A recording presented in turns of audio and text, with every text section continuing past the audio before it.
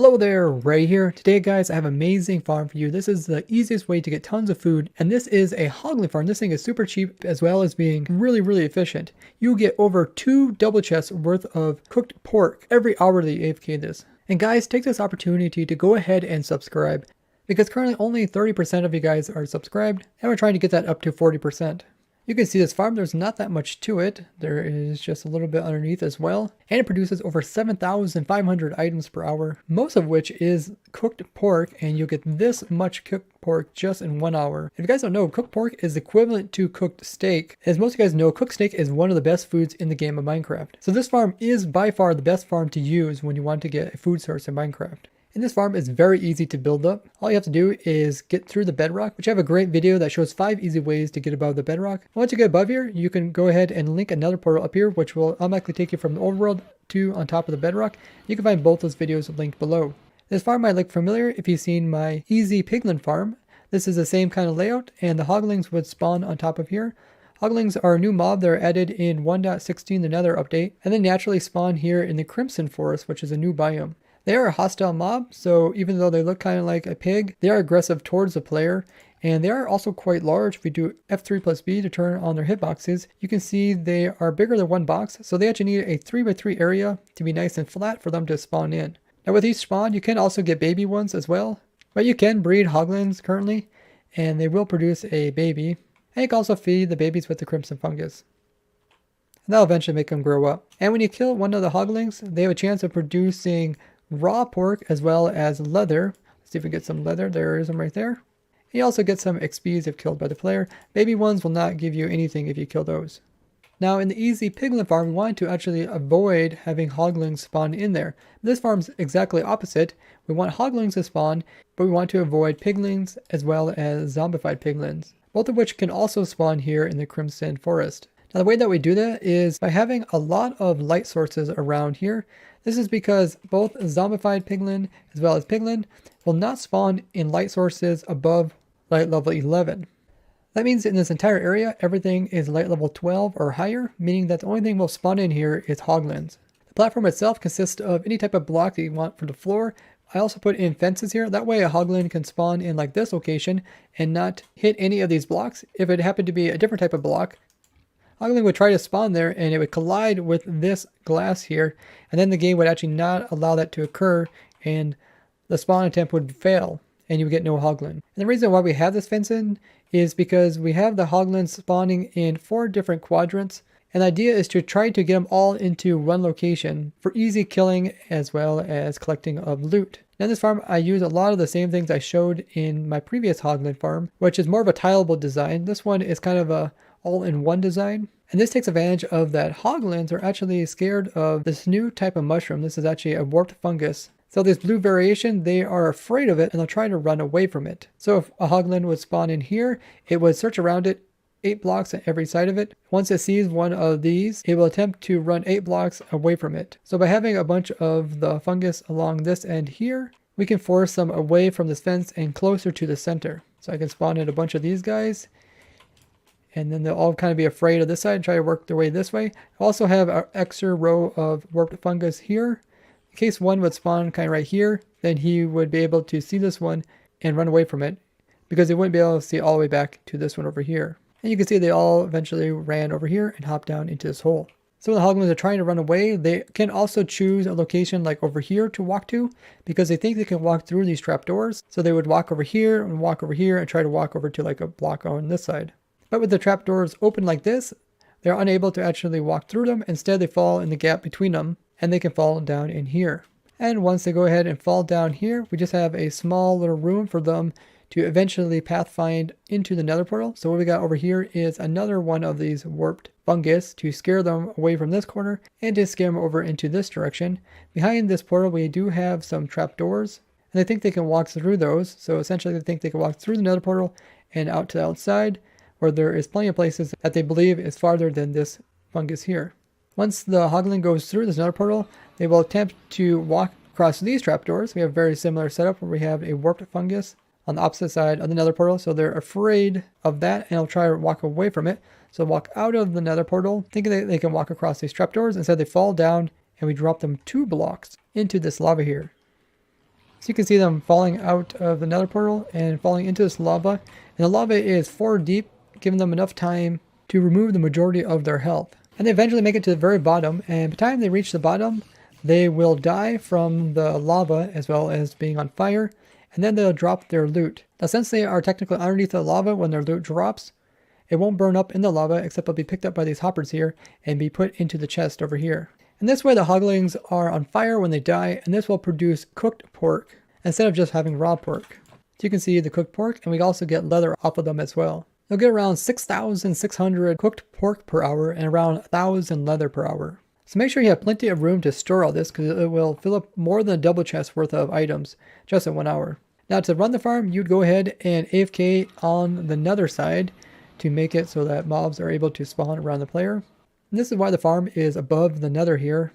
It is the ideal place to build it, since underneath of the nether ceiling there is tons of places for mobs to spawn in. You can see all the ones currently spawning in.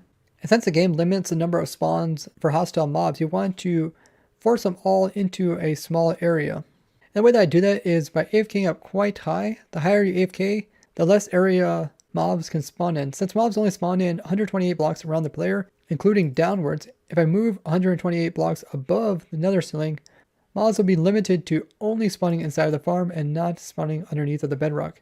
You can see as I move upwards, there is a lot of hoglins already spawning in. And let's keep going all the way up. It's pretty much to the very top of the world. Here's my AFK spot. It's at Y level 255 above the farm. This means that no other spot can allow mobs to spawn in other than directly inside of our farm. And we're also guaranteed to make sure that every single spawn is a hogling. And if we hurry drop down, you can see all the hoglins that are in the farm and how they are pathfinding towards the center and going into the nether portal over there. Now because the area here is a decent size, it allows quite a few hoglins to spawn in here, but at no point is the mob cap actually held up.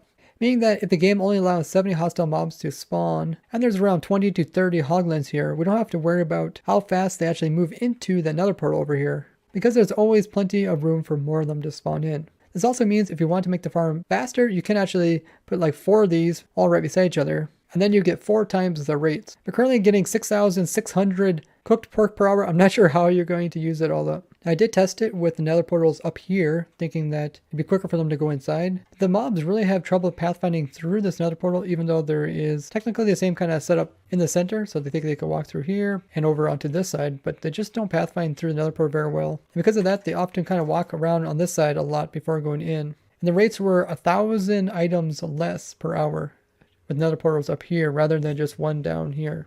And by AFKing here in the nether dimension, all these chunks are loaded, and once the hoglings come down here and go through this nether portal, any entity going through another portal will load chunks on the other side, making this also entity processing chunks. This is a really cool discovery that I showed you guys quite a few years ago, making it possible to load other dimensions just by sending entities through them.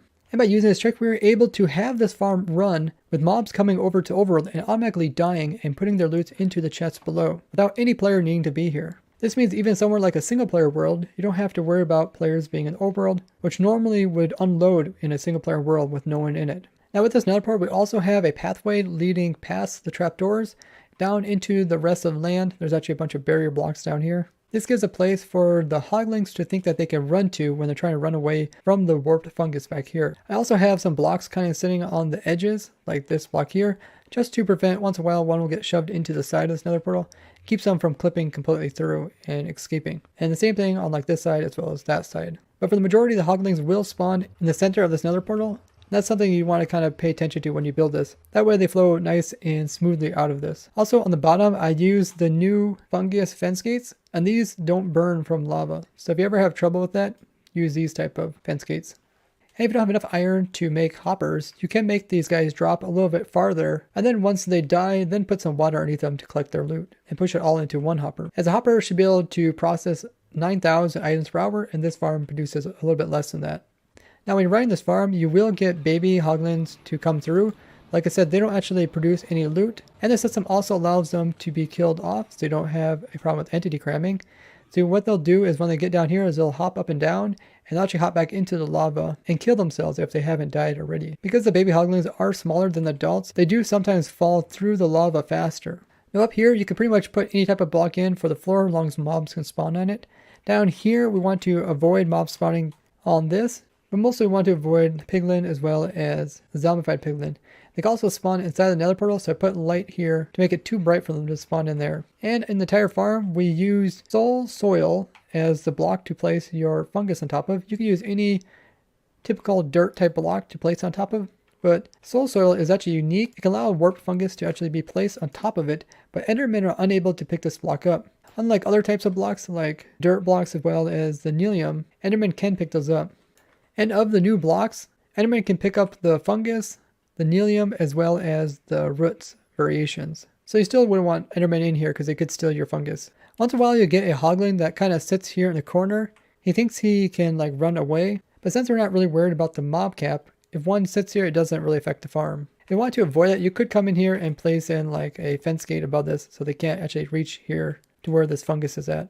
There's also a really weird circumstance where two hoglings will both try to run opposite directions and run into each other and are unable to pass each other up. And they will actually sit there for hours just pushing at each other. But just like the hogling sitting in the corner, they are hostile mobs and will despawn over time, as long as the player is greater than 32 blocks away from them. Now if you wanted to, you could make the hoglin farm similar to my old one, where I have a lava source right here in the nether dimension. That way you can kill them all in the same dimension. And it shouldn't really affect the rates since the mob cap isn't being filled up. But if you're trying to expand this, then you would want to force them into the nether portal.